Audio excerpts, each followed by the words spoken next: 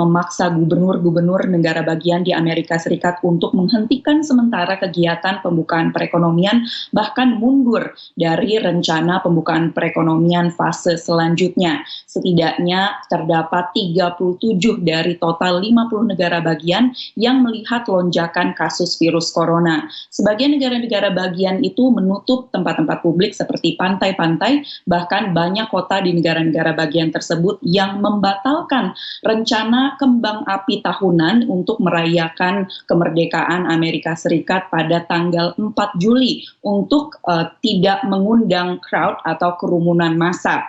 Total kasus virus corona di Amerika Serikat saat ini mencapai 2,7 juta kasus dan jumlah orang yang meninggal dunia tercatat sebanyak 130.000 jiwa. Negara-negara bagian yang melihat lonjakan kasus wabah virus corona ini mayoritas berada di pantai barat Amerika dan juga di selatan Amerika. Gubernur California Gavin Newsom mengatakan bahwa Amerika Serikat saat ini masih berada di gelombang pertama pandemi COVID-19. Hal ini senada dengan pernyataan dari pakar-pakar kesehatan bahwa Amerika Serikat belum turun dari gelombang pertama wabah COVID-19. California bersama negara-negara bagian yang lain seperti Texas, Kentucky, Michigan, New York, dan lainnya kini mewajibkan warganya untuk menggunakan masker baik di dalam ruangan maupun di luar ruangan maupun di tempat-tempat di mana pembatasan sosial tidak memungkinkan. Total setidaknya terdapat 19 negara bagian beserta Washington DC yang kini mewajibkan penggunaan masker bagi warganya. Di negara bagian Texas, jika ketahuan melanggar tidak menggunakan masker, maka pelanggar tersebut akan dikenai teguran, dan jika melanggar lebih dari satu kali, maka akan dikenai denda hingga $250 atau sekitar 3,6 juta rupiah. Rekan-rekan.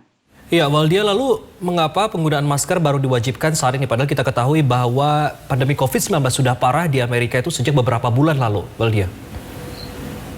Betul sekali rekan-rekan. Jadi penggunaan kewajiban untuk menggunakan masker atau penggunaan masker ini mengalami maju mundur di Amerika Serikat sebelum akhirnya dipolitisasi.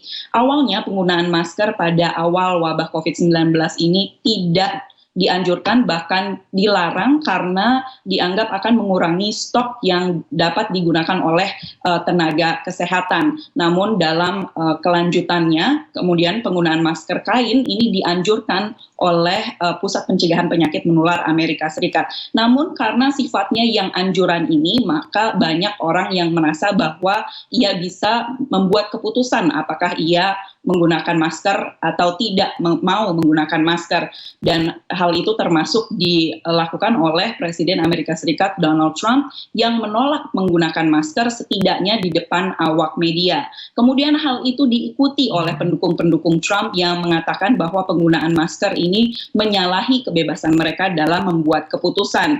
Berdasarkan polling dari Pew Research Center, setidaknya hanya 53% pendukung Partai Demokrat yang menyatakan menggunakan masker setiap saat. Hal ini berbeda dengan pendukung Partai Demokrat yang menyatakan 76% menyatakan bahwa mereka menggunakan masker setiap saat. Saat ini Gedung Putih masih bersikukuh bahwa penggunaan masker ini sifatnya masih anjuran dan menganjurkan warganya atau warga Amerika Serikat untuk mematuhi perintah dari pemerintah lokal jika memang di tempat tersebut diwajibkan penggunaan masker atau tidak. Dan hal itulah yang akhirnya membuat bahwa penggunaan masker ini menjadi statement politik di Amerika Serikat. Gubernur negara bagian Texas yang telah mewajibkan penggunaan masker ini awalnya pun tidak mau warganya menggunakan masker, bahkan menyetop pemerintah-pemerintah lokal dalam mewajibkan warganya menggunakan masker. Namun ia berubah haluan akhirnya setelah melihat lonjakan kasus virus corona di negara bagiannya yang mencapai 8.000 kasus per hari.